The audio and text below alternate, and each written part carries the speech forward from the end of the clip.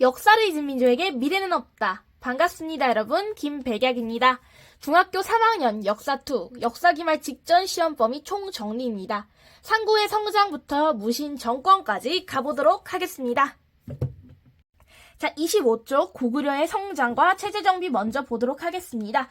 자, 고구려의 성장과 체제정비 저번에 보도록 할게요. 고구려는 1세기 초 물자가 풍부하고 교통이 편리한 압록강 진류의 국내성으로 도읍을 옮겼다라고 했어요. 도읍을 옮겼다네? 여기에서 나라가 시작했다가 아니라 도읍을 옮겼다네. 그럼 그 전에 시작한 곳이 있을 텐데 고구려가 어떻게 세워졌는지 이거를 안 봤죠? 사실 이게 앞쪽에 나와요. 고구려에 대한 이야기는. 제가 근데 이쪽은 시험 범위가 아니라서 과감히 빼버렸는데 자, 여기에 고구려가 어떻게 세워졌는지 나오거든요. 제가 앞에서 제가 설명을 해드릴게요. 고구려는 우선 누가 세웠어요? 대한민국 국민이 알아야겠죠? 주몽이 세웠습니다. 주몽은 어디였냐? 옛날에 또 이제 고구려 전에 원삼국 시대라고 해요. 여러 나라들이 있었던 이 시기를. 원삼국 시대에 있던 국가 중 하나였던 부여의 왕자였어요, 주몽이. 근데 그러다가 여러분 좀 유명하니까 알 거예요. 아래서 태어난 주몽이 막 활도 잘 쏘고 막 그래가지고 똑똑하고 하니까 형들이 시샘해가지고 죽이려고 한다. 그래가지고 고구려가 부여에서 도망을 나와서 졸본에다 나라를 세우니 그 나라 이름을 고구려라 하고 성씨를 고씨라 하였다. 이 얘기. 대부분 아는 이야기일 거예요. 자, 그래서 주몽이 세운 나라가 고구려인데 고구려를 졸본에 나서요. 여기가 졸본성이거든요. 고구려의 시작입니다. 근데 딱 보면 뭐가 느껴지지 않아요? 지금 굉장히 막 이렇게 두껍고 딱 봐도 요새 같잖아. 딱 봐도 산이고 딱 봐도 농사 안 되게 생겼잖아.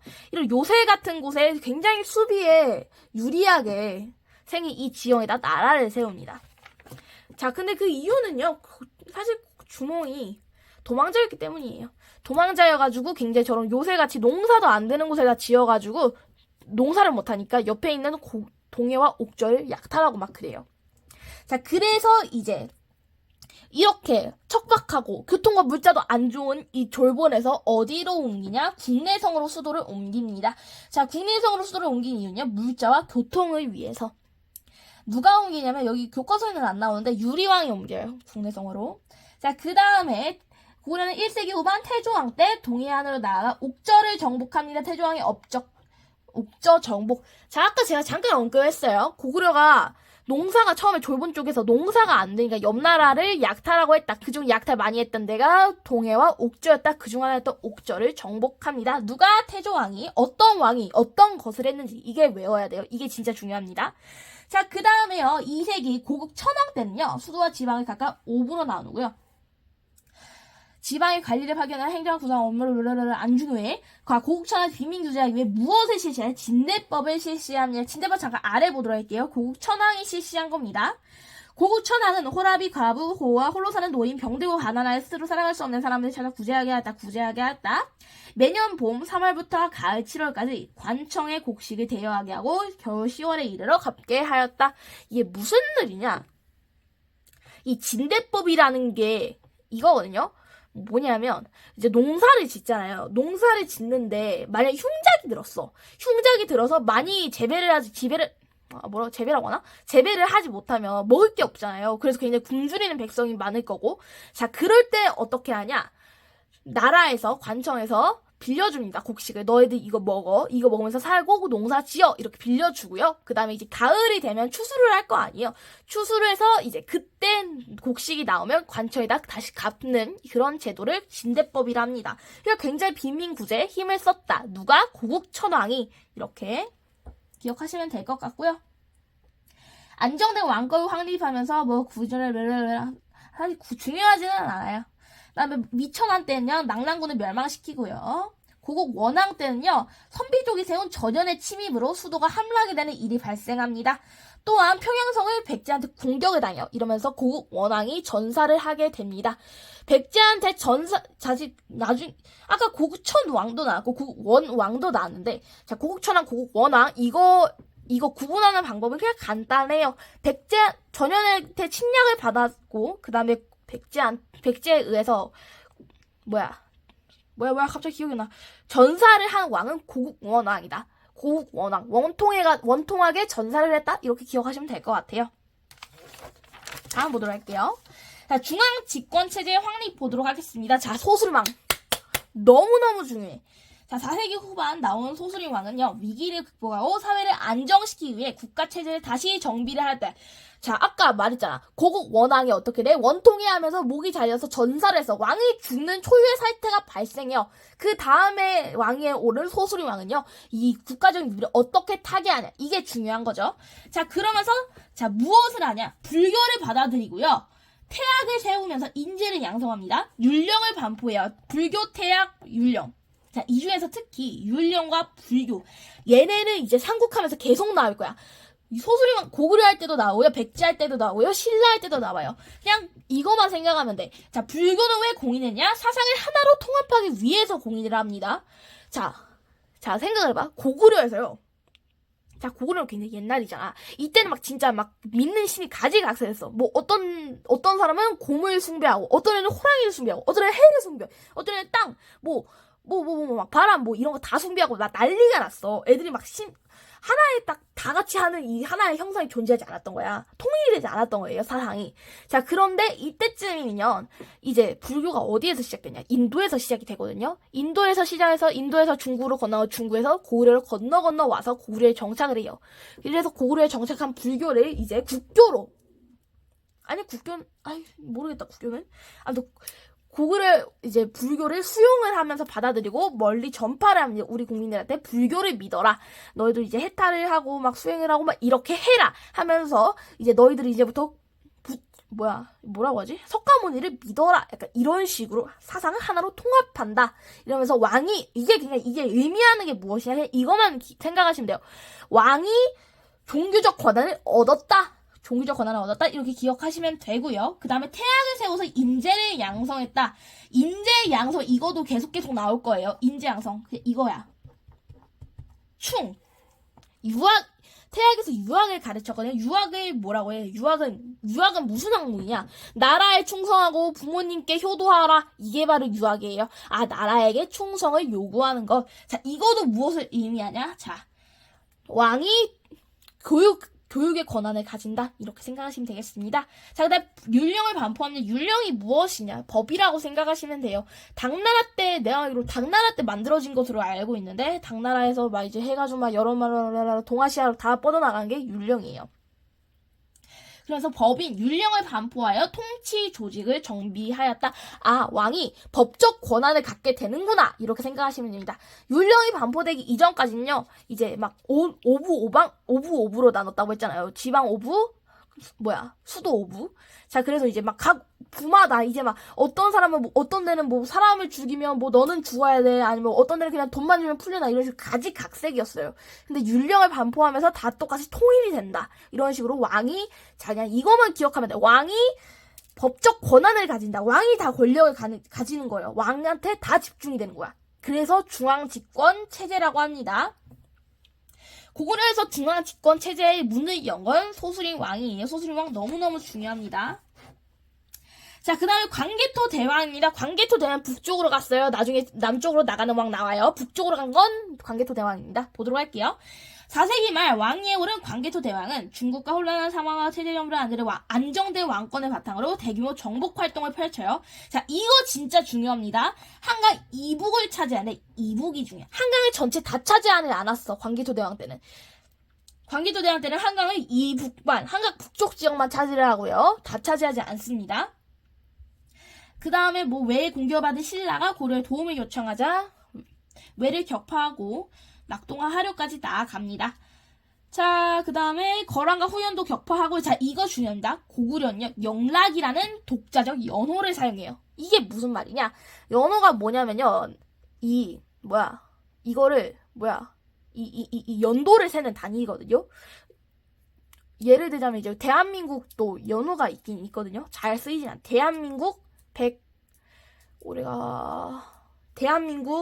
106년.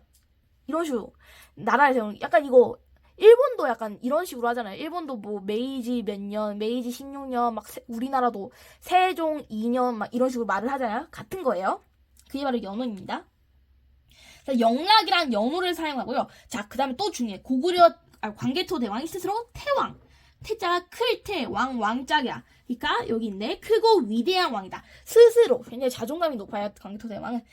세왕이라고 칭하면서 국력이 칭할 정도로 국력이 굉장히 강해졌다는 걸 알 수 있습니다. 고구려는 동아시아의 강대국으로 성장하였다. 너무너무 중요해요. 이거 진짜 기억해. 하나 이북이야. 자, 그 다음에 장수왕의 남진 정책 보도록 할게요.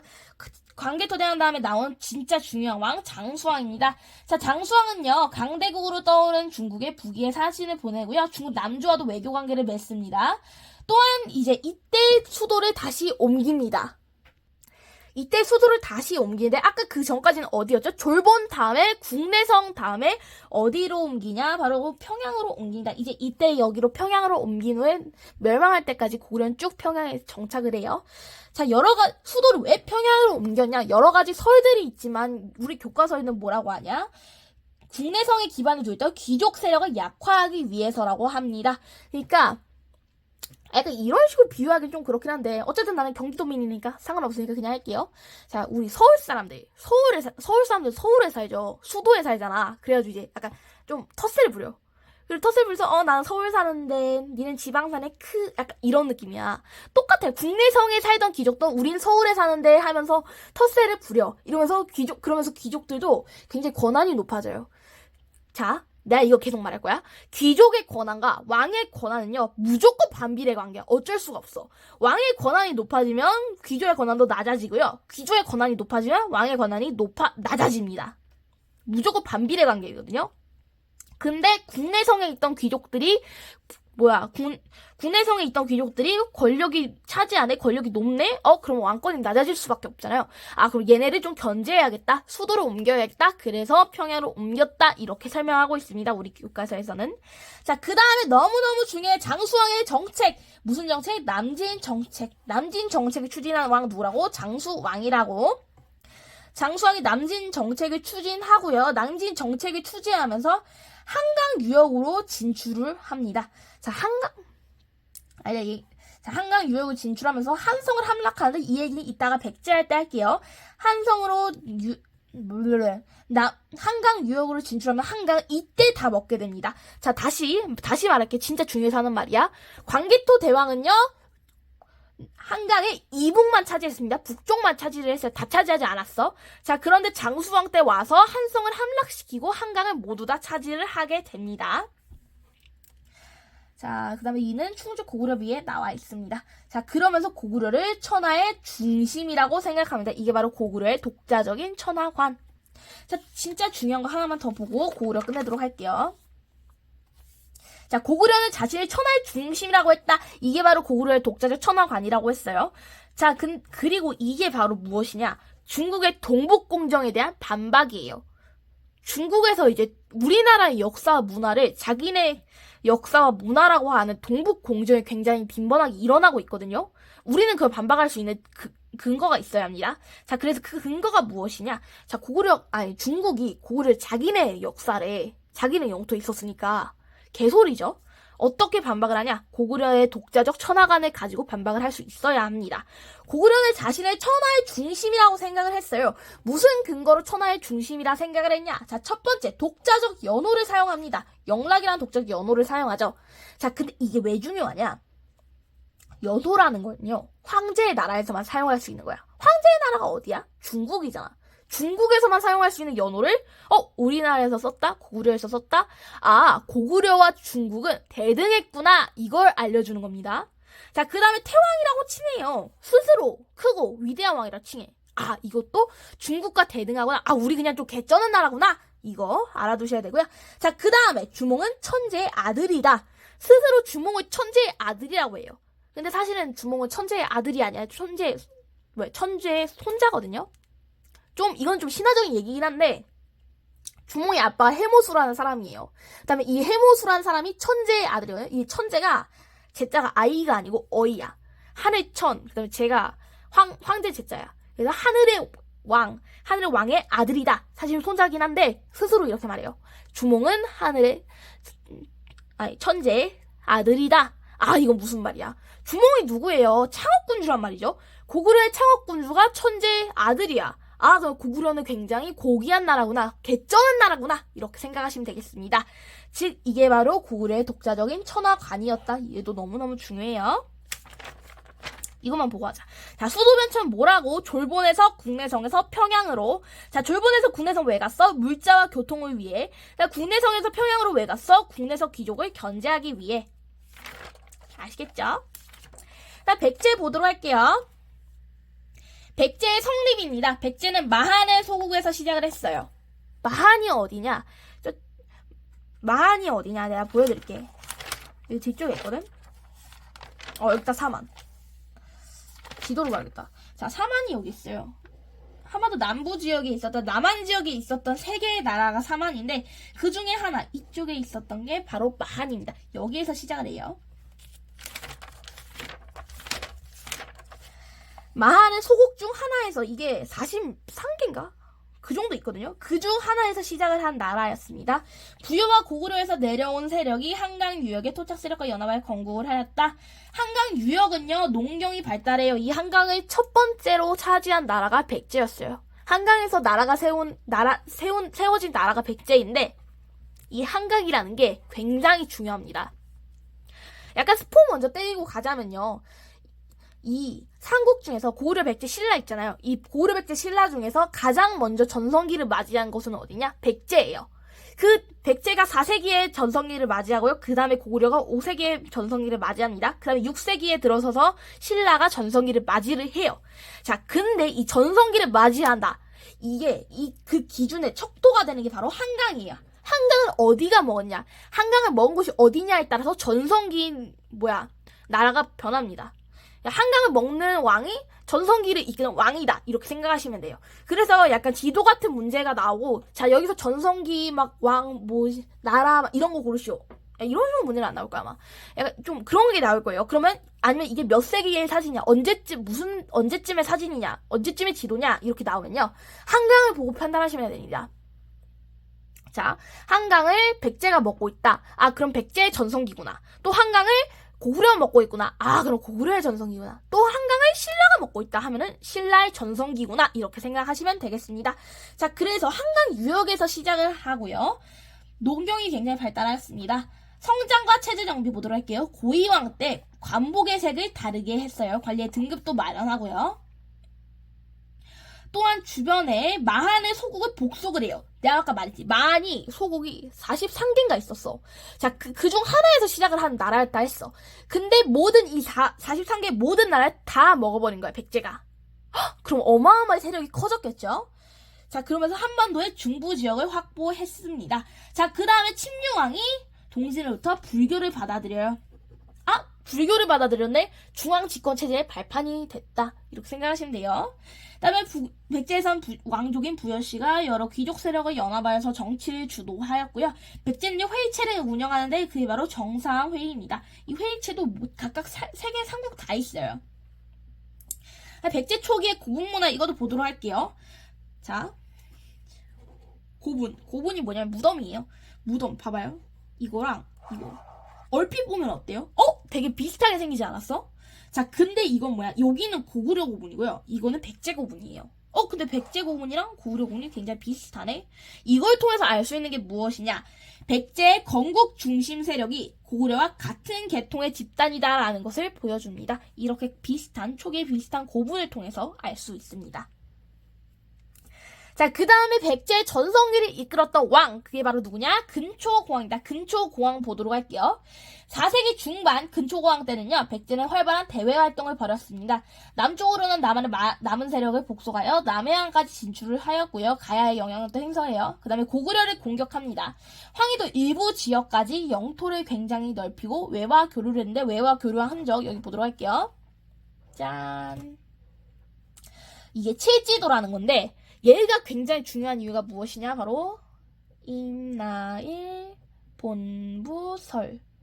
굉장히 생소할 거예요. 얘도 사실 굉장히 동북공정같이 양아치 같은 건데 많이 안 알려져 있어. 임나일 본부설이 뭐냐면 이때쯤 이제 우리 삼국시대 때 일본이 외가 한반도 남부 지역을 자기들이 식민 지배했다. 이렇게 주장하는 게 임나일 본부설이거든. 근데 그거에 대한 반박 증거가 바로 칠지도입니다. 자, 칠지도에는요, 봐봐요. 칼에는 백제 왕세자가 외왕에게 하사한다 라는 기록이 있다. 전한다, 하사한다예요. 하사한다라는 기록이 있다. 이게 무슨 뜻이냐? 자, 봐봐. 여기는 왜 왕인데 여기는 왕세자야. 왕세자가 누구야? 왕이 될 사람이잖아. 얘는 왕인데 얘는 왕세자? 지금 위치가 동등하지 않죠. 동등하지 않다는 말이 무슨 뜻이냐? 아, 백제가 왜보다 더 세고 강한 나라였구나. 이렇게 생각하시면 돼요. 근데 그러면 이렇게 왕세자가 왕한테 줬는데 얘네가 얘를 어떻게 식민 지배하냐? 그래가지고 체제도로 임나의 본부서를 반박할 수 있는 증거가 됩니다. 아시겠죠? 웅진천도와 중흥을 위한 노력 보도록 할게요. 백제도 수도 변천이 있습니다. 3번 하고요. 처음에 어디에서 시작했다 했어? 한강 유역에서 시작을 했다 했어. 한성에서 웅진으로 갑니다. 왜 가는지 보도록 할게요. 5세기의 백제는 강력해진 고구려와 대립하여 위기를 맞았다. 광개토 대왕이 어디까지 갔다 해서 한강 이북까지 갔다고 했잖아. 근데 한강 이북이 어디냐면 백제 땅이란 말이야. 백제 수도예요. 한강 이북 지역까지 상실하고요. 또한 그 다음에 한강 쪽에서 시작을 했다 했어. 여기가 한성이라고 해요. 한성이 수도였는데 장수왕이 남진 정책을 펼쳐서 어이구 한성을 먹혀버렸네. 한강을 완전히 빼앗겨버려요. 자, 그러면 함성이 함락이 되면서 이제 여기서 수도가 함락이 되면 우리 6.25 때도 서울이 함락됐잖아. 서울이었던 서울이. 그래서 어디로 잠깐 임시로 수도를 어디로 변경합니까? 부산으로 변경을 해도 똑같은 거야. 한성이 함락되니까 웅진으로 수도를 옮깁니다. 웅진천도를 하고요. 자, 그러면 얘네 왜 옮겼다고? 장수왕의 남진 정책 때문에. 알겠죠? 자, 웅진을 옮기고요. 자, 그러면서 무역 활동이 침체가 돼요. 자, 근데 갑자기 무역 활동 왜 침체가 되냐? 한강 있잖아요. 이제 얘네 백제 애들이 한강을 통해서 막 이제 교류를 하고 그랬거든요. 근데 한강에 먹혀버렸잖아. 아래로 내려왔잖아. 내려오니까 이제 한강이 이제 얘네랑 교역할 수가 없어요. 나도 왜 한지는 모르겠는데 아무튼 못했대. 그러면서 무역이 침체되니까 얘네가 어떻게 하냐? 바로 무령왕이 나옵니다. 무령왕도 너무너무 중요한 백제왕이에요. 백제왕 중요한 사람 근초왕, 무령왕, 그 다음에 나중에 나온 서왕입니다. 자, 무령왕은요 이때 어떻게 하냐? 지방에 22담로를 설치하며 지방 통제를 강화합니다. 또한 고구려 공격하고요. 영토 일부를 회복까지 해요. 자, 남조의 양과 우조의 관계를 맺습니다. 자, 이때 어떻게 생각하면 되냐? 아까 말했잖아. 무역이 침체가 됐다고. 무역이 침체되니까 이제 무령왕이 이거를 더 극복하기 위해서 더 미친 듯이 무역을 하는 거야. 그래서 어떤 게 나오냐? 자, 개쩌는 왕릉이 있습니다. 무령왕릉의 굉장한 무덤. 벽돌 무덤입니다. 유일인가? 유일인지는 모르겠는데 몇 안 되는 거일 거예요. 자, 보시면요. 벽돌 무덤이거든요. 좀 멋있잖아. 멋있지? 개쩌는 무덤을 가진 게 바로 무령왕의 업적이다 볼 수 있겠습니다. 자, 이게 벽돌 무덤인데요. 왜 벽돌 무덤이 중요하냐? 그럴 수 있는 거 아니냐 할 수 있을 텐데 벽돌 무덤이 무엇이냐? 중국에서 많이 하던 무덤 양식이야. 중국에서 벽돌 무덤을 만들었어. 우리 한반도에서 잘 안 만들었거든요. 근데 중국에서 만들었던 무덤이 한반도에서 발견이 되네? 아, 이게 무슨 뜻이냐? 얘네가 그만큼 무역을 굉장히 많이 했다. 이 뜻입니다. 활발한 대외 교류를 보여주는 게 바로 무령왕릉이에요. 자, 또한 이게 벽돌 무덤이기만 한 것뿐만 아니라 막 여러 가지 유물 같은 것도 많이 발견이 됩니다. 아시겠죠? 마저 보도록 할게요. 했지? 다 했네, 무령왕까지.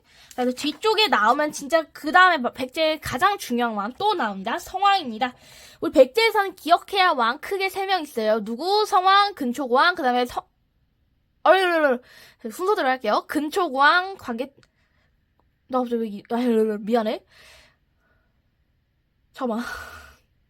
근초고왕, 무령왕, 성왕 이렇게 크게 3명 기억해야 합니다. 자, 그 다음에 마지막으로 성왕 보도록 할게요. 성왕은요.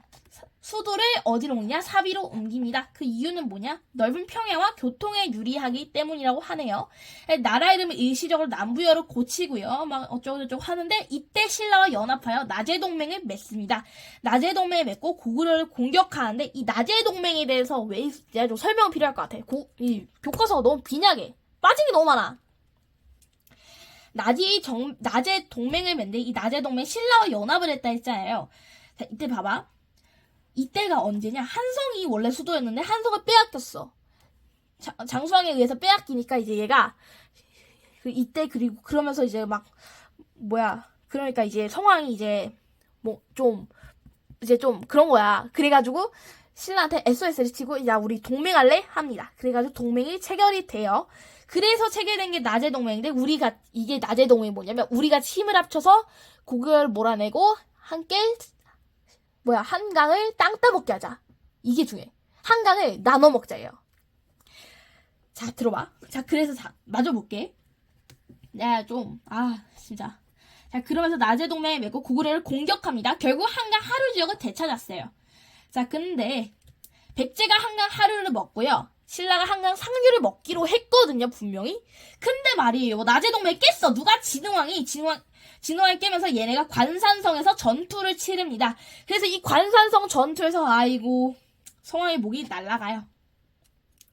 패배를 하고 성왕의 목이 날아가고 결국 신라가 한강을 다 먹게 됩니다. 이때가 언제야? 봐봐. 어디였어? 아무튼 이때가 6세기야. 6세기에 한강을 먹었다? 어디가? 신라가. 그럼 6세기에 한강의 전성기겠구나. 이렇게 생각하시면 돼요. 나 진짜 좀 개인적인 얘기한데, 나는 원래 이제, 사실 우리들 모두 삼국사든 한국사든 뭐든 간에 우리 삼국을 처음 접할 때는요, 우리 각자 마음속에 하나씩 있잖아요. 내가 마음속에 다 정한 나라. 나는 그게 신라였어요. 나는 처음에 신라를 찡콩했거든? 나는 근데 약간 너무 좀 착한 애를 좋아한단 말이야. 나 착한 애 편이야. 나는 신라를 좋아했는데, 신라를 응원하고 했는데, 갑자기 진흥왕이가 이렇게 성왕에 모가지를 따버리고 배신을 때려버리니까, 나는 그래가지고 신라를 싫어해요. 원래 좋아했는데 싫어졌어, 이것 때문에. 잡소리가 길었습니다. 자, 그러면서 결국 신라에 의해서 모가지가 날아가고요. 나중에는 고구려 연합하여 신라에 대항을 하게 됩니다. 자, 그다음에 신라 보도록 할게요. 자, 신라는요 어디에서 시작했냐? 얘는 진안의 소국에서 시작했어. 아까 얘는 어디에서 시작했어? 마한에서 시작을 했죠. 얘는 진안에서 시작합니다. 진안의 소국 중 하나인 사로국에서 시작을 해요. 6개의 촌이 연합하여 건국을 하였고요. 박석, 김씨가 돌아가면서 이사금 자리를 차지합니다. 얘네는 왕이란 호칭을 아직 사용하지 않았어요. 왕이란 호칭 사용하기 전에 뇌물 있었고요. 마리까지 있었고요. 그 전에 바로 이사금이라는 호칭을 사용했습니다. 자, 왕의 이름도 사용하지 않았고, 박석, 김씨가 돌아가면서 하니까 왕권이 강하지는 않았다. 이렇게 기억하시면 되고요. 4세기 중반까지 낙동강 동쪽의 진안 소국 대부분은 복속을 하게 되고요. 자, 그 다음에 중요한 왕 나왔습니다. 내무왕 때는요, 김씨가 왕위를 독점하게 되고요. 대구나는 마리간으로 바꿔요. 그래서 내물왕이라고 하는데, 내물마리간이 정확한 명칭입니다.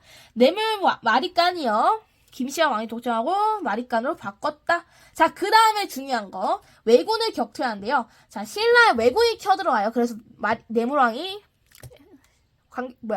고구려한테 SOS를 칩니다.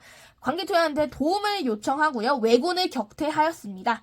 자, 그러면서 신라는 고구려의 정치적 간섭을 받게 되는데, 이러면서 고구려를 통해 선진 문부를 받아들이기도 하고요. 또 이제 내가 아까 말했지. 귀족의 권력이 높으면 왕권이 낮아진다고.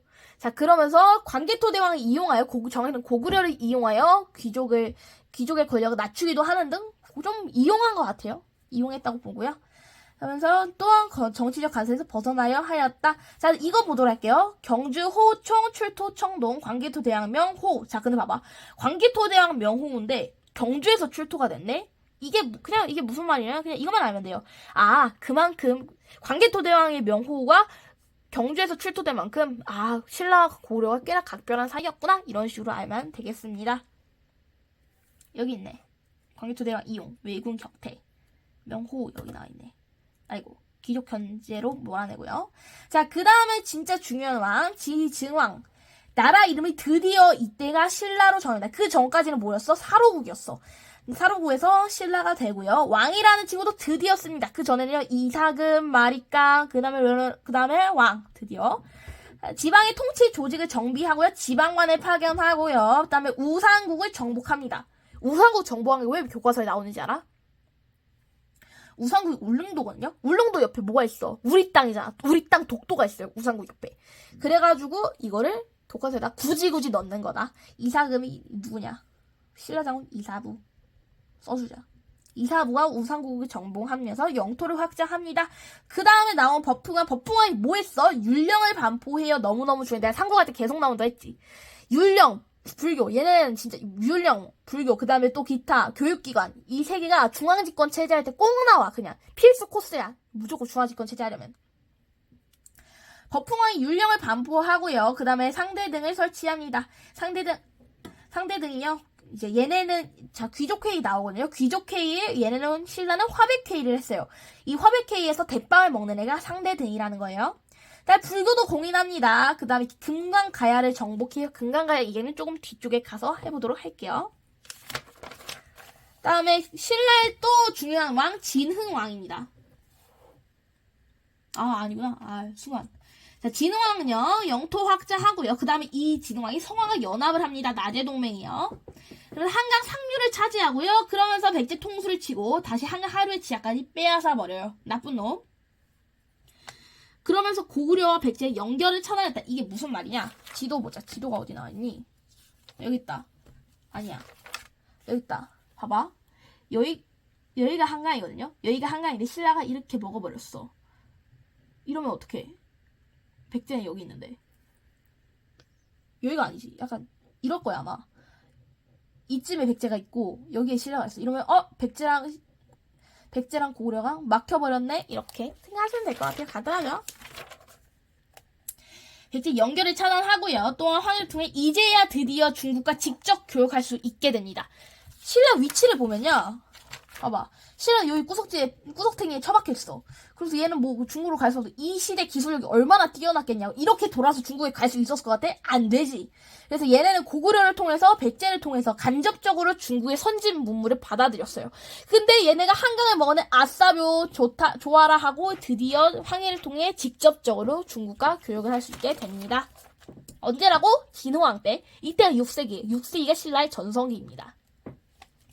자, 그 다음에 고령의 대가야를 포함한 가야 연맹을 모두 다 정복하면서 가야 연맹은 역사 속으로 사라지게 됩니다. 자, 근데 여기서 봐봐.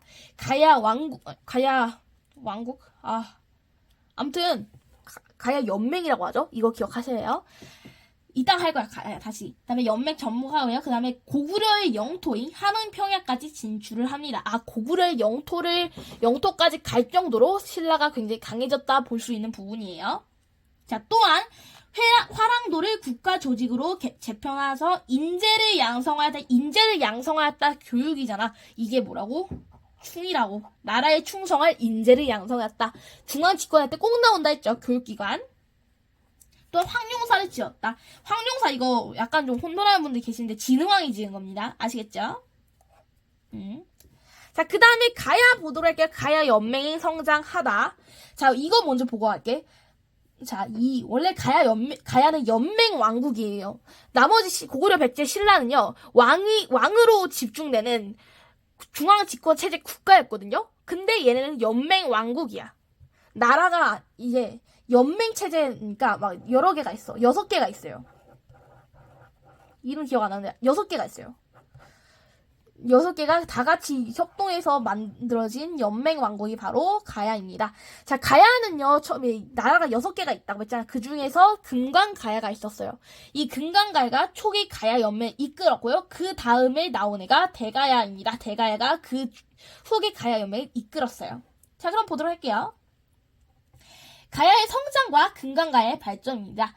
변한 지역에서 나왔고요. 작은 나라들이 연합하여 가야연맹을 형성하였다. 자, 가장 강한 나라가 연맹을 이끄는데, 자, 초기에는 금강가야가 연맹을 주도하였다. 얘는 김해에 있어요. 김해의 금강가야에는요, 철이 굉장히 풍부했어. 철이 풍부하니까 철 생산도 많고 우수한 철기를 만들어요. 철기가 너무너무 중요해. 얘네의 포인트. 낙동과 하류에 철기가 굉장히 많았다. 철제 농기구로 농사를 지으면요, 농업 생산량도 높아지고요. 해상교통 요지에 있었습니다. 낙랑과 외 등과 교류를 했어요. 그러면서 독창적인 문화를 만들어갔어요. 발달한 철기 문화와 해상무역을 바탕으로 철도하는 금강가야는 4세기 후 신라와 경쟁을 하기 시작하면서 세력이 약해졌습니다. 백제, 외와 관계를 강화하며 위기를 극복하려 하지만, 자, 5세기 고구려가 신라의 침입하며 얘를 물리치는 과정에서 큰 타격을 입었어. 자, 근데 여기서 의문. 자, 봐봐. 고구려가 신라에 침입한 외를 물리쳤잖아. 근데 왜 얘네가 큰 타격을 입어? 갑자기 가야가 어디서 튀어나왔냐? 이거 설명해 드릴게요. 왜가 가야랑 굉장히 많이 했어. 교류를. 그러면서 가야랑 굉장히 친했거든요. 그래서 얘네가 신라에 침입을 했는데 위에서 내려와. 누가? 광개토 대왕이. 그러면서 막 외놈들이 잡으려고 하네. 그러니까 얘네가 여기로 피신을 한 겁니다. 가야에다 피신을 하니까 광개토 대왕이 외놈들 가야로 왔어 하면서 가야까지 와서 속대밭을 만들고 간 거예요. 그러면서 가야의 세력이 굉장히 낮아지고 큰 타격을 입어요. 그러면서 맹주로서의 지위를 잊어버리게 됩니다. 자, 그 다음에 나타나는 게 바로 대가야입니다. 금강가야가 쇠퇴하자 고령 지역에 대가야는 어디라고? 고령이라고.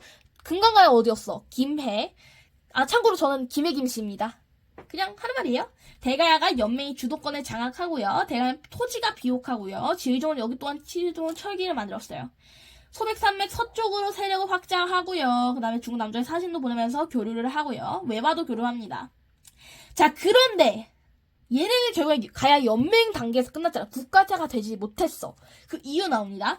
자, 근데 그러나 얘네는요, 각 소국의 독자적인 권력을 유지하고 있었어. 너무 중요해. 그러면서 지배력을 하나로 모으지 못했습니다. 자, 또한 백제와 신라 사이에서 불안한 상황. 얘도 요인. 자, 지도를 보면 나 지금 그냥 내가 그릴게. 한반도 가야가 여기 있어. 백제가 여기 있고 신라가 여기 있어. 얘네 둘 사이에 낑겨 있잖아. 얘네 둘 사이에 낑겨 있으니까 여기서 견제 하면서 굉장히 압박을 많이 받아요. 얘네가 잘해주는 척하지만 가야가 성장하려고 하면 성장해선 안 되지 하면서 압박을 줍니다. 그러면서 얘네 둘 사이에 낑겨 있던 지리적 요건 때문에 또 압력을 받아 세력이 약해졌고요. 결국 금강가야는 누구 때? 법흥왕 때 신라의 병합이 되고요. 대가야도 신라 진흥왕의 침략을 받아 멸망하게 됩니다. 여기까지. 더 있네. 상고의 문화까지 더 보자. 자, 불교 수용과 불교 예술의 발전. 여기는 이제 중요하지 않고요. 우린 사진을 봐야 돼. 문화사 파트 할 때는요, 사진을 보면서 하는 건데, 글 보면서 하는 건 멍청이가 하는 짓이야. 자, 백제 금동대양로. 이거 너무너무, 진짜 대박이야. 너무너무 개쩌는 유물이야. 금동대양로. 나 진짜 실물 보고 싶어. 이게 바로 금동대양로고요. 자, 봐봐. 이게 얼마나 개쩌냐. 61cm. 61cm면 진짜 딱 이 정도야. 딱 교과서. 더 작나? 근데 교과서 크기라고 생각하면 돼. 한 이 정도? 그거를 봐봐. 여기를 보면, 사진을 보면 얼마나 이게 디테일해. 이 큰 거에다 만드는 거보다 작은 거에 만드는 게 더 힘들거든? 근데 이렇게 작은 거에다가 이렇게 굉장히 디테일하게 만들었어. 얼마나 멋있냐. 그러면서 자연, 상상동물. 이것은 무엇이냐? 도교다. 불교는 왜 써놨는지 모르겠어. 용도 있고요. 이게 부여박물관에 있습니다. 자, 근데 이게 무엇에 나타나냐? 금동대양로가 나오면 어떤 걸 생각하면 되냐? 도교를 생각하시면 돼요. 도교의 유물이 바로 금동대양로입니다. 불상은요. 자, 고구려에는 금동영가 7년면 열애입상 국립중앙박물관 있고요. 보고 싶어요. 영가는 고려의 연호를 축축하고 이렇게 생겼습니다. 얼굴을 좀 기억하시는 게 좋을 것 같아요. 가장 오래된 불상이 금동영가 7년 열애입상. 네, 서산용헌이 마의 열애 삼존상 백제 거고요. 바위의 조각 불상으로 백제의 미소라고 불린다. 경주 배동 석조 열애 삼존 입상 신라에 있고요. 경주에 있고요. 어린아이 것들은 부처의 자면 대충 불상이에요. 분황사 모전석 탑. 나 이거 진짜 좀 미친놈들이야 이거. 자, 이게 바로 분황사 모전석 탑인데요. 자, 봐봐. 딱 보면 막 네모네모난 게 보이지? 벽돌로 만들었나? 근데 석탑이래. 무슨 말이냐? 자, 돌을 벽돌 모양으로 다듬어 쌓았다. 와, 이게 화강암 만들었거든요? 화강암이 얼마나 단단해. 이 단단한 걸 벽돌 모양으로 깎아서 쌓아 만든 거야. 돌을. 중국 애들이 우리들 벽돌로 짓는다 하면서 깝죽대니까 신라 애들 빡쳤어. 근데 얘네는 벽돌을 만들 기술력이 없는 거야. 그래가지고 벽돌 못 만드니까 우리도 저거 만들고 싶은데 해가지고 이 광기 신라인들이 돌을 깎아가지고 벽돌 모양으로 만든 게 바로 경주 분황사 모전석탑입니다. 기억하셔야 될 것 같아요. 그 다음에 부여 정림사지 5층 석탑 이렇게 생겼고요. 부여니까 백제겠네요. 황룡사 9층 모탑 누가 만들었다고? 진흥왕이 만들었다고 이렇게 생겼습니다. 얘는 근데 없어. 너무 슬퍼. 남아있잖아.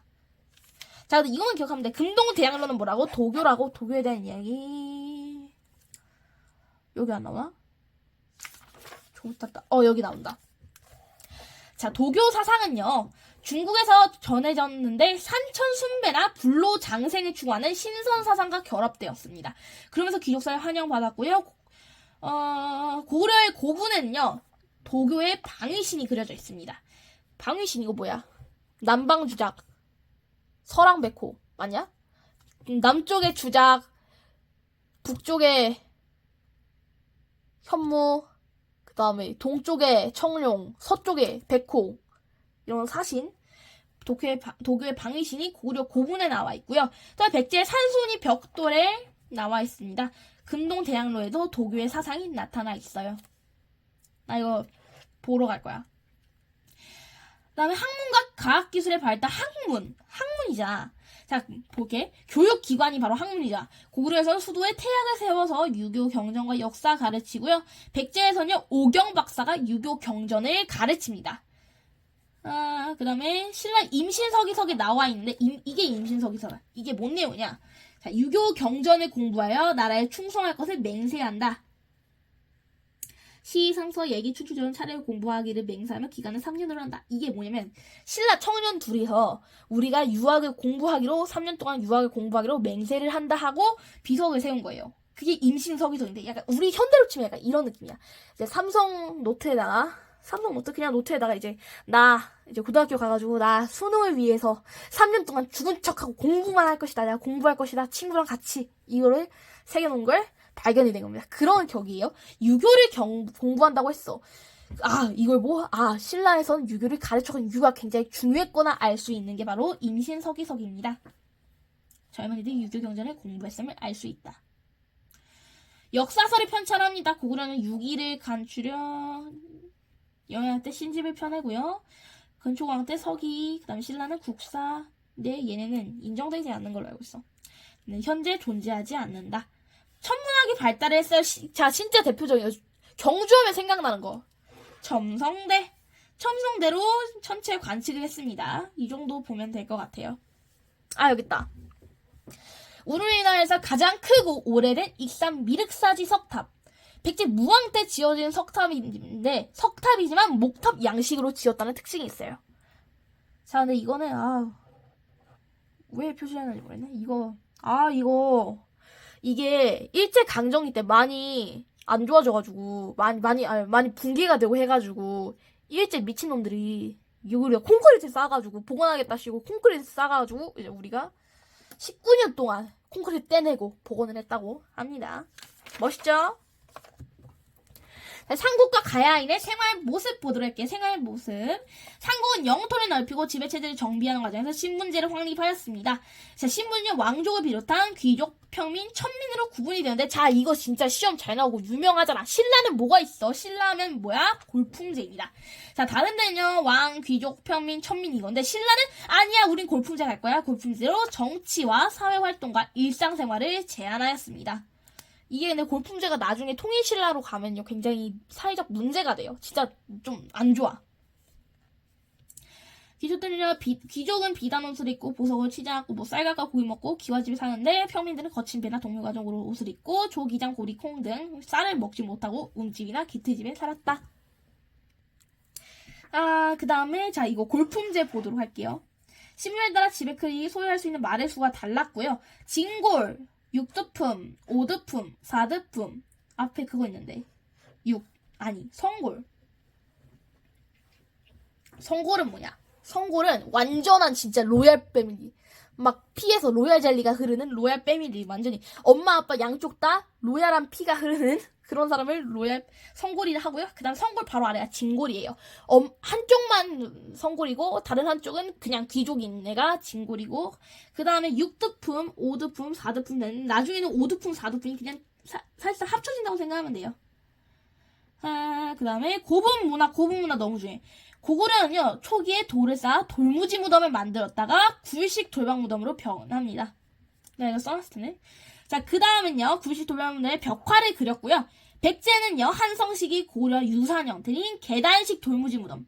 얘는 뭐야? 그냥 돌무지 무덤. 얘는 계단식 돌무지 무덤. 그리고 웅진 시기부터는요, 굴식 돌방 무덤을 만듭니다. 얘네도 굴식 돌방 무덤 만드네? 자, 그 다음에 중국의 영이라 벽돌 무덤도 만들기도 하였어요. 다 벽돌 무덤은 아니야. 신라는요, 돌무지 덧널 무덤에서 시작을 하고요. 그 다음에 나중에는 뭐가 되냐? 굴식 돌방 무덤을 주로 만들었습니다. 자, 보면요. 자, 봐봐. 돌무지 덧널 무덤 만들다, 돌무지 무덤 만들다가 굴식 돌방 무덤이 됐네? 그 다음에 얘는 계단식 돌무지 무덤 만들다가 굴식 돌방 무덤이 됐네? 돌무지 덧널 무덤 만들다가 굴식 돌방 무덤이 됐네? 봐봐. 굴식 돌방 무덤, 굴식 돌방 무덤, 굴식 돌방 무덤. 다 똑같아졌잖아. 이게 무엇이냐? 얘네가 나중에는 결국엔 고분이 통일이 된다. 뭔 의미가 있었는데 갑자기 기억이 나. 아무튼 얘네가 굉장히 나중에는 고분이 똑같아진다. 이거 기억하시면 되겠고요. 껴묵거리와 고분벽화. 이거 보면요. 자, 얘네는요. 처음에 자, 여기 고분이 나와 있거든요. 돌무지 무덤, 그다음에 굴식 돌방 무덤, 돌무지 덧날 무덤 나오는데 이거 먼저 보면요. 얘네는 입구가 있고 그 다음에 여기 이렇게 방이 있어. 근데 얘네는요. 얘네는 현재 여기 안에 있는 껴묵거리가 남아있지 않아요. 도굴꾼들이 이제 얘네는 도굴하기가 쉬워요. 그냥 입구만 찾아서 그냥 문 열고 들어가면 돼. 그래가지고 도굴꾼들이 다 이미 유구를 다 털어갔기 때문에 우리가 찾을 수 있는 거는 벽화를 찾을 수 있습니다. 대신. 자, 근데 이제 반면에 돌무지 덧널 무덤 같은 경우에는 입구도 없고요. 자, 흙이 이렇게 완전 크게 쌓아져 있어. 자, 도굴꾼들이 흙을 딱 파잖아? 흙을 파가지고, 드디어 나오나 했는데, 안에 돌이 더 쌓여있어. 돌 못 파잖아. 그래가지고 여기는 껴묵거리가 굉장히 많이 남아있습니다. 근데 대신에 얘네는요, 이제, 벽화를 그릴 자리가 없다 보니까 벽화가 남아있지 않고요. 껴묵거리만 남아있어요. 돌무지 무덤도 마찬가지로 껴묵거리가 남아있지 않지만 벽화가 많이 남아있습니다. 그다음 이거. 여기 있네. 사신도중 현무. 얘는 고구려의 묘중에서 나왔고요. 사신도, 현무. 이거 뭐야? 도교. 사신도 하면 도교예요. 자, 그다음에 경주 천마총, 장리, 청마도. 이거는 말 장식이라 생각하시면 돼요. 껴묵거리가 나온 겁니다. 삼국과 가야가 이웃나라와 교류하다 보도록 할게요. 고구려는 주로 지리적으로 가까운 북중국의 나라들과 교류를 했고요. 왕사나간 중국의 악기를 개조하여 검은구 만들었습니다. 또 뭐야? 삼국 서역과도 교역했는데 서역이 뭐냐? 서쪽 땅이에요. 그냥 중국 기준으로 서쪽인 땅. 양놈들. 교류를 하였고요. 고분벽화에는 서역 계통의 인물이 등장하기도 하면서 또한 서역 궁정격화에서 고구려 사신으로 추정되는 사람이 나오는 등 굉장히 오픈된 나라였어요. 유리그릇도 발견되고요. 금제 장식복원, 상감 유리구슬, 뿔모양의 잔. 이게 다 저쪽에서 중앙아시아 쪽에서 나오는 유물들이에요. 거기에서 만들었던 것들이에요. 그게 우리 신라 고문에서 발견이 되었답니다. 가야도 바다를 통해 중국이나 북방 초원지대의 민족과 교류를 하면서 문화를 발전시켰다. 중국과 유라시아 계통의 유물들이 출토가 되었다 아시면 되겠고요. 여기에 봐봐. 이게 사마르칸드, 우즈베키스탄에 있는 건데 중앙아시아잖아요. 여기에 고구려식 관모와 칼을 착용한 인물들이 그려져 있었다. 또 고구려 벽화에는요. 서역인이 이렇게 코가 매부리 코고 막 뽀글뽀글한 이런 사람이 있었대요. 자, 그 다음에 또 유리 제품. 우리는 유리 만들지 않고요. 중앙아시아에서 유리 만들었거든요. 근데 이게 신라에서 출토가 됩니다. 서역인이 그려진 상감도 있고요. 이렇게 있네. 삼국과 가야의 문화와 일본 전파 보도록 할게요. 백제는 삼국중 일본과 가장 활발히 교류를 하면서 했습니다. 일본에 불교 전하였고요. 오경박사 이런 식으로 기술자 등이 일본에 진출하는데요. 얘네가 뭐를 줬냐 이거만 기억하면 됩니다. 자, 고구려는요 담진과 종이 이거 만드는 방법 가르쳐줬고요. 자, 신라는요 이번에 배 만드는 기술 조선어를 알려줬습니다. 자, 그 다음에 백제는요, 자 봐봐, 한문, 논어, 천자문. 언어가 제일 중요한 거잖아. 이거 제일 중요한 거를 백제가 줬다. 제일 중요한 거 백제가 줬다는 게 무슨 말이야? 백제가 가장 친했구나. 언어만큼 이렇게 중요한 걸 줄 만큼 굉장히 친했구나 알 수 있습니다. 이렇게 외우면 돼. 가장 친한 백제가 가장 중요한 걸 줬다. 신라는 조선업, 그 다음에 고구려는 담진, 종이 만드는 기술, 그 다음에 가야는요 토기, 기억하면 되겠습니다. 이게 바로 일본 통일 스에키의 바탕이 되었다고 합니다. 자, 고구려의 수산리 고분 보도록 할게요. 자, 봐봐. 치마 봐봐. 이렇게 생겼지. 여기는 얘는 고구려고 얘는 일본이야. 쇽. 치마 똑같이 생겼죠? 이걸로 고구려와 외의 교류 흔적을 볼 수 있습니다.